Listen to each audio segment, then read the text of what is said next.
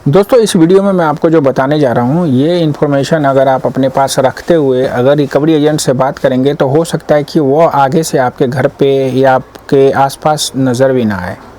जी हाँ दोस्तों, इस वीडियो में मैं आपको DRA के बारे में बताने जा रहा हूँ। अगर कोई रिकवरी एजेंट आपको परेशान कर रहा है, घर पे आके बैठ जाता है, अड़ोस पड़ोस में चिल्लाता है, तो अभी तक आप डर रहे थे, इस वीडियो को देखने के बाद आप नहीं डरेंगे, नहीं घबराएंगे। तो वीडियो को अंत तक देखिएगा, आपको बहुत अच्छी इन्फॉर्मेशन मिलने वाली है। मैं हूं अब्दुल और आप देख रहे हैं।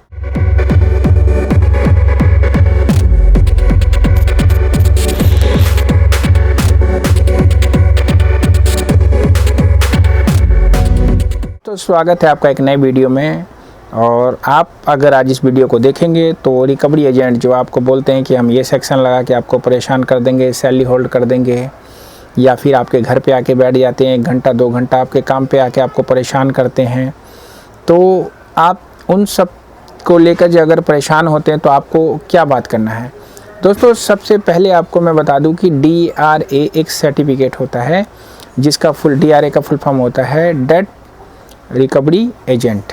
जैसे आपने सुना होगा कि अगर कोई LIC एजेंट बनता है तो उसको IRDA का एग्ज़ाम क्लियर करना पड़ता है, कोई अगर म्यूचुअल फंड का एजेंट बनता है तो उसको NISM का एग्ज़ाम क्लियर करना पड़ता है।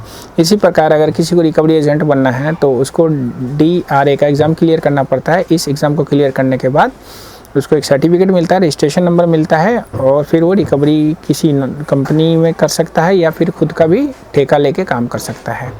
दोस्तों आप लोगों को जैसे मैं बताता हूँ कि रिकवरी एक ऐसा काम है जिसमें आपको सैलरी भी मिलती है और कमीशन भी मिलता है, और बहुत अच्छा खासा कमीशन मिलता है, क्योंकि लोगों को अवेयरनेस नहीं होता है और लोगों को डरा के धमका के ये लोग पैसे की रिकवरी करते हैं। उनमें उनको 5 से लेकर 10% तक का कमीशन मिल जाता है। आप खुद सोचिए कि अगर किसी का कोई 1 लाख रुपए लेके बैंक को देता है और उसको 10,000 मिल जाए तो कौन ना इस काम को करना चाहेगा।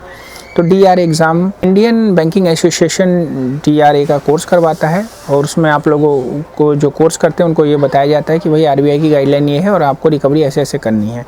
अब जब DRA का जिसके पास सर्टिफिकेट हो जाएगा या रजिस्ट्रेशन हो जाएगा तो उसको तो ये पता होगा कि भाई RBI की गाइडलाइन क्या है, रिकवरी करने के क्या तौर तरीके हैं, और बैंकों के हम रिप्रेजेंटेटिव बनते हैं तो हमें कस्टमर से कैसे बात करना है। तो वो बिल्कुल तौर तरीके से आपसे बात करेगा, आपकी परेशानियों को सुनेगा।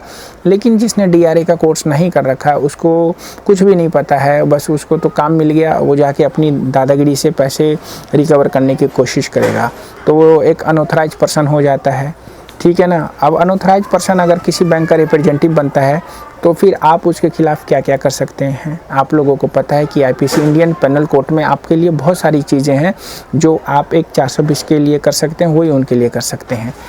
तो आपके पास अगर कोई एजेंट अगली बार आए और आपको बोले कि मैं फ़लाना बैंक के बिहाफ से आया हूँ, आपको आज पैसे नहीं दोगे, मिनिमम ड्यू नहीं दोगे, मैं सेटलमेंट नहीं करूँगा, मैं घर पे बैठूँगा, आज मैं लेके जाऊँगा, पड़ोस में चिल्लाऊँगा, मैं तुम्हारी इज्जत ख़राब कर दूँगा, मैं तुम्हारी सैलरी कट करा दूँगा, मैं तुम्हारा अकाउंट होल्ड करा दूँगा, तो ये सारी बात तो आप उनकी सुन लीजिए, उनको बोलने दीजिए।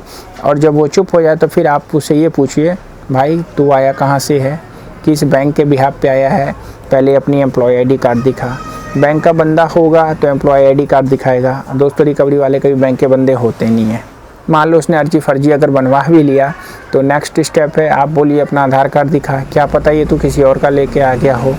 चलो उसने आपको आधार कार्ड भी दिखा दिया, तो तीसरा सब्जेक्ट जो है ये पूछने वाला, आप उसको बोलिए भाई अपना DRA का लाइसेंस नंबर दिखा। DRA का लाइसेंस जब आप उसको बोलेंगे तो वो चौंक जाएगा कि भाई ये क्या चीज़ है। जो फर्जी टाइप का रिकवरी एजेंट होगा, जो अच्छा होगा वो आपको फटाक से दिखाएगा। जब वो आपको दिखाएगा तो समझ लियो वो पढ़ा लिखा बंदा है, 10वीं पास करके ही इस कोर्स को किया जाता है। उनकी एक 100 घंटे से लेकर 50 घंटे की ट्रेनिंग होती है, अलग अलग एजुकेशन लेवल की अलग अलग ट्रेनिंग होती है। तो उसने वो ट्रेनिंग पूरी की है तभी उसको रजिस्ट्रेशन सर्टिफिकेट मिला है।